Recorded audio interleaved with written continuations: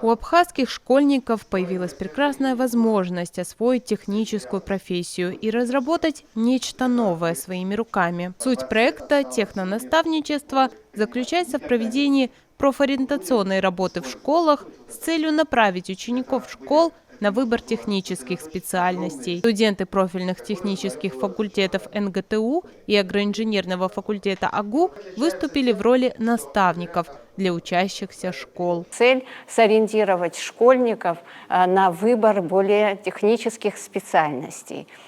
Вы знаете, что это сегодня востребовано для Абхазии. Поэтому целью этого проекта было внушить школьникам, объяснить, чтобы они мотивированно выбирали инженерные специальности. Работу проводили технонаставники, студенты НГТУ и Абхазского государственного университета.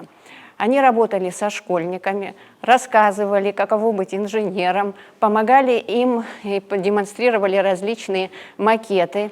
Наиболее заинтересованные школьники, из них были сформированы команды в школах, и сегодня у нас состоится защита проектов. За весь период работы география проекта охватила все 7 районов Абхазии. Инженерные компетенции освоили более 800 школьников из 24 образовательных школ республики. Как отмечают технонаставники из Новосибирска, работа со школьниками была очень увлекательной. Ведь ребята с большим удовольствием предлагали идеи и пути реализации к ним. Мы их курировали в плане того, как им реализовывать их проекты, как делать какие-то детали, какие-то инженерные такие технические задачи, которые они решали. Я бы выделил, наверное, механоруки, которые они делали, эти вот робоманипуляторы, над которыми работали дети. В принципе, каждый проект получился очень неплохой, все старались, и мы рады, что у них что-то получилось. Ну, было тяжело работать дистанционно, то есть, что нельзя приехать, поговорить с ними вживую, поработать руками, помочь чем-то. Да, но в меру своих способностей каждый из наших наставников смог им помочь в чем-то, подсказать, решить их проблемы с материалами, с производством. Они смогли это сделать. Сегодня в рамках мероприятия состоялась защита проектов, выполненных школьниками за 2 месяца. 8 команд со всех районов Абхазии представили свои работы. Один из наставников из Абхазии, Денис Рождественский, добавил, что перед мероприятием коллеги из России рассказали, как проводить мастер-классы, как правильно общаться со школьниками. В общем, они прошли курс технонаставничества, чтобы иметь квалификацию для работы с подростками. Он также добавил, что самым увлекательным было именно общение. Как по мне, наверное, роборука. Они прям выкрутились, придумали, как ее реализовать из материалов, которые под рукой. Вообще материалами предлагали именно, идеи, может, подкидывали какие-то, но они в основном сами как-то искали.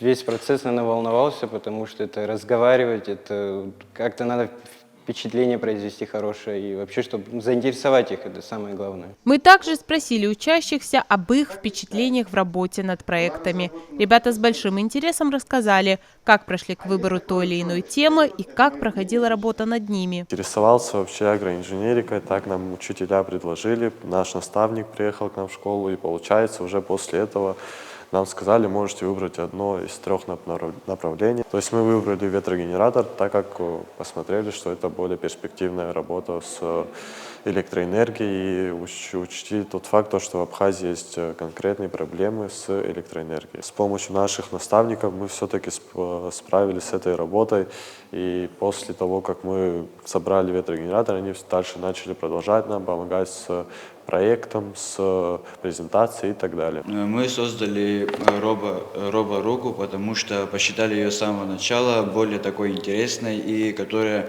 больше всего нужна людям. Также посчитали ее самой сложной и решили не искать легких путей. Сначала мы ее собирали полностью из подручных средств, там лего, где-то изоленты, такое все, чтобы проверить, как она будет работать и понять все механики. Далее уже воспользовались там 3D принтером и распечатали детали. Одно из таких, можно сказать, сложных, это было само программирование. Тут была плата Arduino, которая сама по себе хорошая, в ней можно добавлять разные функции, если над этим поработать. Есть сервоприводы, которые отвечают за механизм работы. Мы взяли через телефон, через Android начали программировать и запрограммировали так, что эта рука может работать и функционировать. Сегодня школьникам удалось не только защитить и представить свои проекты, но и прослушать лекции от ведущих специалистов из НГТУ, а также познакомиться с агроинженерным факультетом Абхазского госуниверситета. Алиса Адлиева, Инала Гухава, Абаза ТВ.